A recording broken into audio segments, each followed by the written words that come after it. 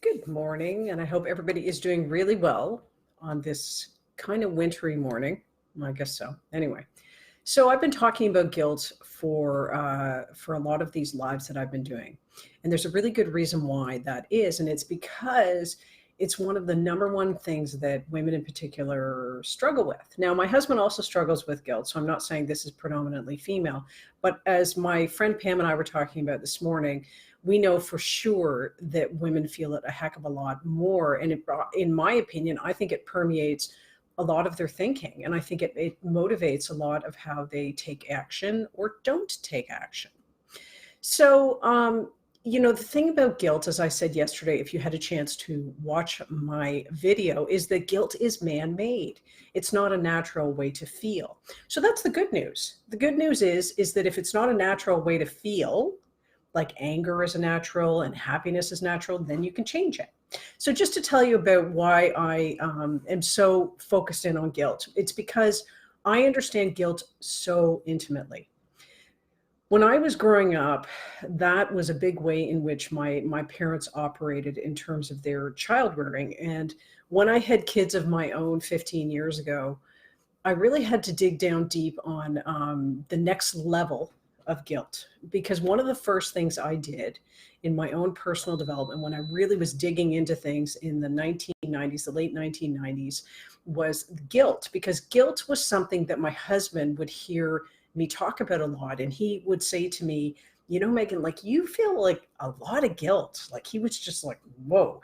And if any of you have husbands as partners, or men as partners, they probably will identify that when they're talking to you, because they don't experience it in the same way. Now, why is that? Why would it be different with women and men? Well, I think we're just conditioned differently.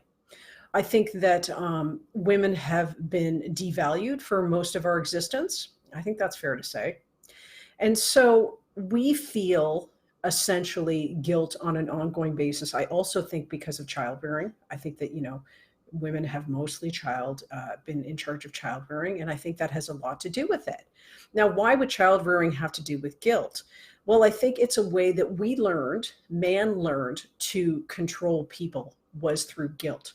So when I was growing up, if I did something wrong, I was made to feel guilty about it.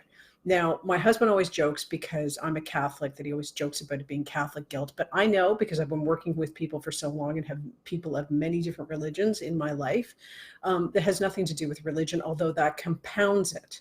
Now, if anybody is Catholic who's watching this, you'll know that one of the deadly sins is, one of the things that they talk about is guilt, Catholic guilt, and we know all about it. But if you talk to someone who's Jewish, they'll joke about guilt. And my husband is a Protestant, so he'll joke about Protestant guilt. It's universal. And what it ended up doing with me is that it ended up helping people, or I allowed people to control me. And you could easily control me through guilt. You could just say one little thing that would make me feel guilty. And the thing that I had to really dig down in the late 90s was how I was allowing the guilt to happen and to control me. And particularly with my family and my mother, that I experienced the guilt. But of course, it spilled over into my personal relationships, and particularly with my clients. I felt guilty a lot if I didn't do what they wanted. And that is the kiss of death in your life, but particularly in your business. And what ends up happening is, when you talk to people who experience guilt a lot, is that they end up often reverting into a position of, I'm a victim, I'm a martyr. And what that does is it really takes the power away from you, and you don't make choices that are really good for yourself. Now, you can suck it up for a long time. And the interesting thing about guilt is it's very complex. People feel guilty. They don't like guilt. But at the same time, there's an aspect of guilt that makes them feel good about themselves. I know it sounds like an oxymoron, because it is. And the reason why it makes you feel good is because somewhere along the line, you learn that being a martyr and being a victim has its advantages. But you have to be honest about that, guys, in order to change it. So I really wanted to dig in the last couple of lives that I've done into really recognizing how guilt plays a role in your life and how it ultimately affects you. And if you're feeling resentful, and I used to work with couples a lot, and the woman would often feel resentful. Now, men felt resentful too, but women really felt resentful with their husbands and their partners. And part of the reason why they felt resentment is because they put themselves in a position of feeling like they didn't have the power to say no. Like he's manipulating me or he's making the choices for me. But a lot of that is linked to guilt. She would say, well, if I don't do it, if I don't take the kids and do this with them, although he should be doing it, then I'll feel guilty that the kids will have to suffer. So there's always a great rationalization for our guilt. It's a very complex, deep way of believing. I know it because I've worked on it myself. But let's get to how to change this. First step, as always, you always have to recognize the role that you're playing. And you have to get into the complexity of your beliefs because they're usually pretty multi-layered, and there's a lot of benefits to having something, believe it or not, having something that's negative that is operating in your life. So remember on the other videos, I was talking about how this is a way of operating. A modus operandi is to feel guilty or to make other people feel guilty. It has a lot of value often, but then you outgrow the value. So here's the change part. What I ended up doing when I did the personal development work, which is the type of work I do, which is working on your beliefs. Ultimately, I went on to train in this method, which is called core belief engineering. And this is the one-on-one method that I use with my clients and what they used with me, is that you have to work on making yourself feel like you're important. That's it. It's really about becoming and understanding how you're important and how you're valuable. And that seems like a very easy statement. Like, oh yeah, Megan, okay, well, I know I'm valuable and I know I'm important, because there is parts of you that know that, but there are big parts of you that don't know that. And that's why you still have guilt, because you can only be manipulated if you allow yourself to be manipulated. And the only reason why you allow yourself to be manipulated, or AKA to feel guilty, or you put the guilt upon yourself, like, oh, I can't eat that, I feel kind of guilty. Or if I say no to their invitation, I'll feel really badly and I'll feel really guilty. The only reason why that happens is because you don't make yourself important enough. And I really had to learn, and believe me, it was a learning, it was work I really had to do on myself, some deep, deep beliefs about my worth. That when I started to feel that worth and just live that worth and understand I was important enough to say no, I ended up being free. And I could make decisions from a very different place. Like, for example, if a client couldn't afford to pay my fee, if I wanted to, I could give it to them at a discounted fee, because that was the choice that I was making because I wanted to. That's different than feeling guilty about, oh, I can't afford what well, maybe I'll just discount it or I'll give it away free. I did that for a while. And what the difference is you always want to come from any decision you make, whether it's in your personal life or whether it's in your business life, you want to make it from a place of feeling like you're powerful and confident. And that's the kind of thing that I work with my clients on, because I want everybody to experience what I had to work on. When I started to work on the guilt, I went through a period, and I'll be honest, where with my family, it was kind of tense, especially with my mom, because we had this dance that we did, and she would make me feel guilty. By the way, she wasn't doing it consciously. And I would respond because that was our relationship.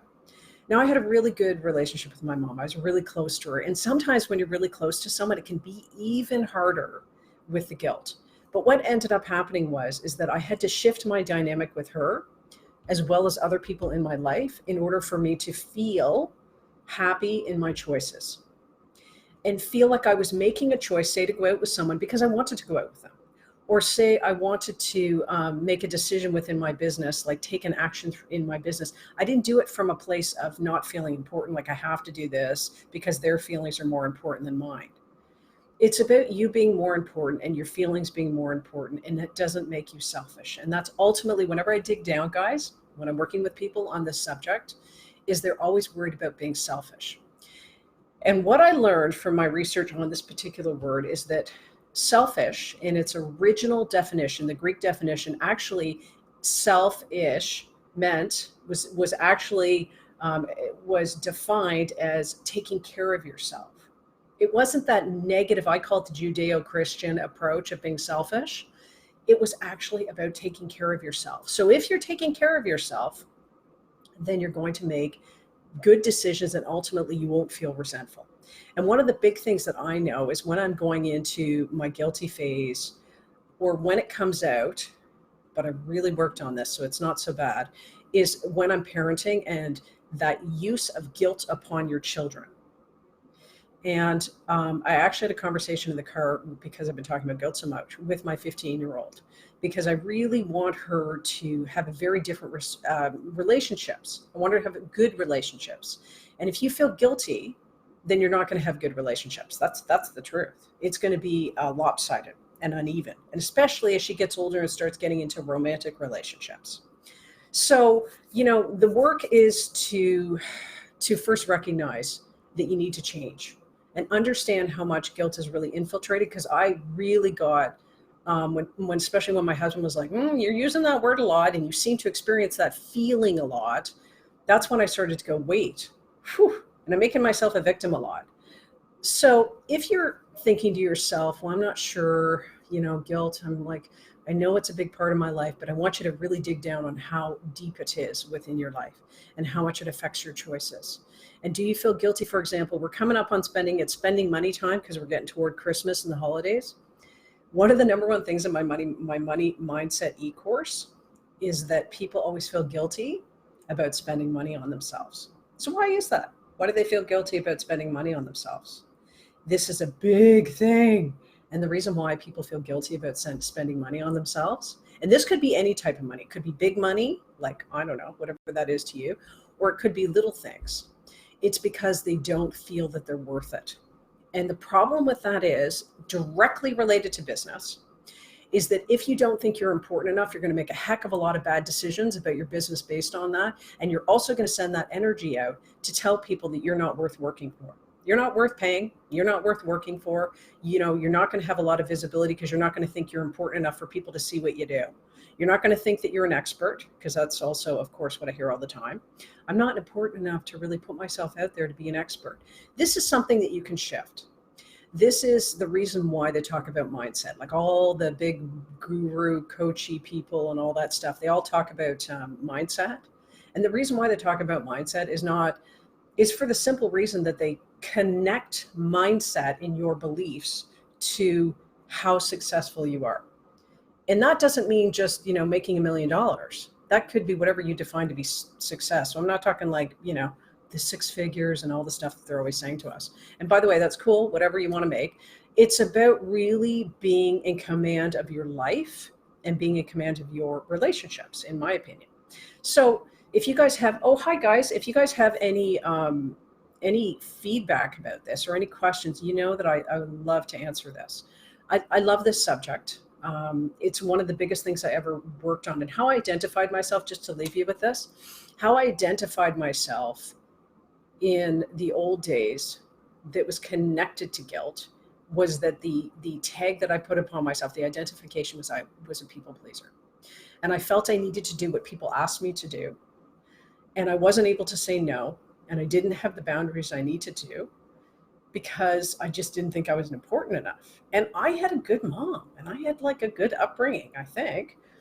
But there's a lot of reasons why you end up feeling that way. So if you kind of see yourself people pleasing, and how you'll know you're people pleasing, because the holidays are coming up, is if you put your needs behind your family's needs.